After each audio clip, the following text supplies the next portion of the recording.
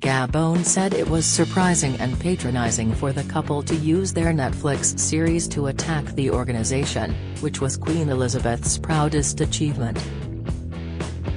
The country's High Commissioner to the UK criticised clumsy comments about the empire too. 0. Eshatu-Sani Aoadu said, "To think we would sign up blindly to be vassals to another empire is to suggest we are foolish. This is why many in Gabon would feel patronized by these clumsy remarks. We entered the Commonwealth last year with our eyes wide open and hearts full of excitement.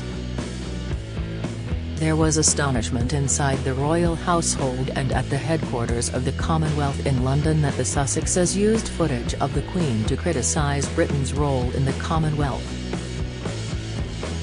The documentary showed footage of the late monarch at a Commonwealth summit in 2018, and a recording of her broadcasting to the British Empire in 1947. It was interspersed with criticism of the organisation by writer Ofwell Hirsch and academic Kehinde Andrews, a professor of Black Studies at Birmingham City University. Ms. Hirsch said, "I sometimes call the Commonwealth Empire too. 0 because that is what it is."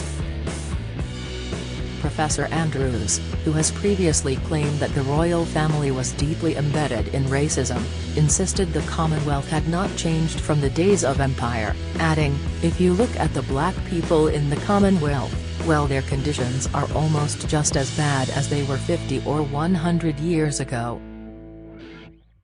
Royal sources were exasperated that Harry was, in the words of one critic, trashing the Queen's life work by using the Commonwealth criticism in his TV series.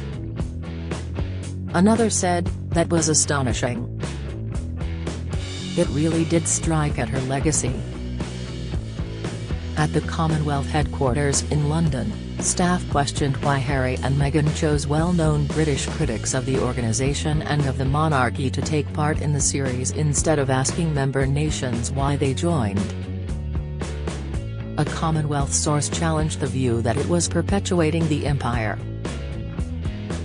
He said, "This is very odd, a historic view that seems to ignore why our diverse member states freely joined the Commonwealth based on their shared values and what they gain from their membership.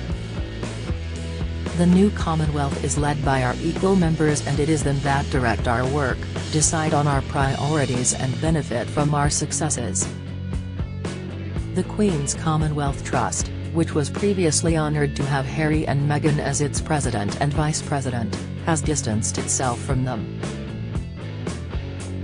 Chris Kelly, the Trust's chief executive, appeared to take issue with the way the Commonwealth was portrayed in the programme. He said, "The Commonwealth is a voluntary association that supports peace, human rights, and democracy. The Queen's Commonwealth Trust works across the Commonwealth to support young leaders who are transforming their communities." The exiled couple's involvement in a series criticising the monarchy and the Commonwealth, which is home to 2.6 billion people or a third of the world's population, has damaged Britain's standing in the world and UK foreign policy, according to experts. David Haig, chief executive of Brand Finance, which measures the value of UK soft power, said it would temporarily hurt the reputation of the monarchy and the Commonwealth in the US in particular and accused the couple of sour grapes. But he insisted that Britain's trade and ties with the Commonwealth would ultimately improve after Brexit, which Harry also criticised in the series. Mr. Haig said of the Sussexes, "Initially, they were extremely keen to be the Queen's ambassadors in the Commonwealth. I think it was actually because he, Harry, saw it as an opportunity to spend more time in Africa. Now it looks like sour grapes. They are throwing bricks at it." Earlier this year there was controversy when the Queen's Commonwealth Trust promoted the online mental health coaching business BetterUp, which employs Prince Harry as its chief impact officer. Critics said it was Harry, former president of the trust, using his royal connections to drum up business for his employer. Mr. Hague, of Brand Finance, criticized the link and said it was valuable publicity for the startup. Yesterday he said, "It wasn't a good look." Mr. Hague added that Britain and King Charles needed to reset their relationship with the Commonwealth. "Brexit gives us the opportunity to do that," he said.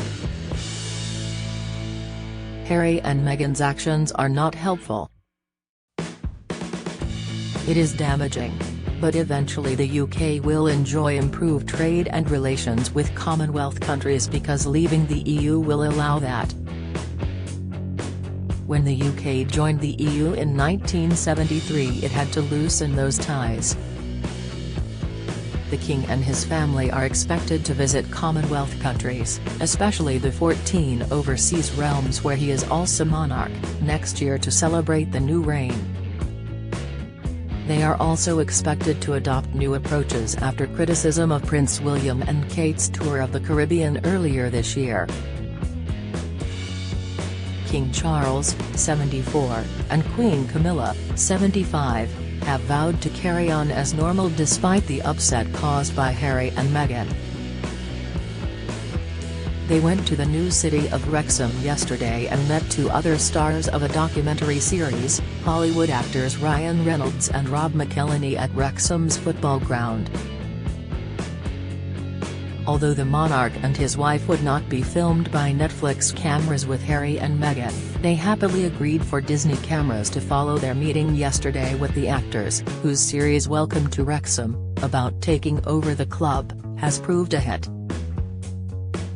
William, meanwhile, held virtual calls at Windsor with the winners of last week's Earthshot Prize Awards, while Kate was preparing for the televised Christmas carol service she will host at Westminster Abbey next Thursday. William, 40, was mourning the loss of a close friend last night. Mark Jenkins, a wildlife ranger and experienced bush pilot, and his son were killed in a plane crash in Kenya.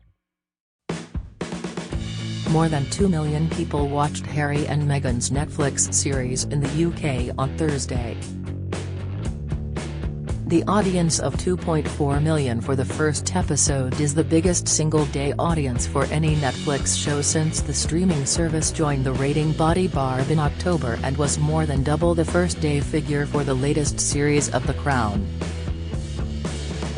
Comment by Yeshatu Sani Aouadou. As the Commonwealth's newest member, Gabon finds Prince Harry and Meghan Markle's disparaging remarks about this organisation surprising and patronising.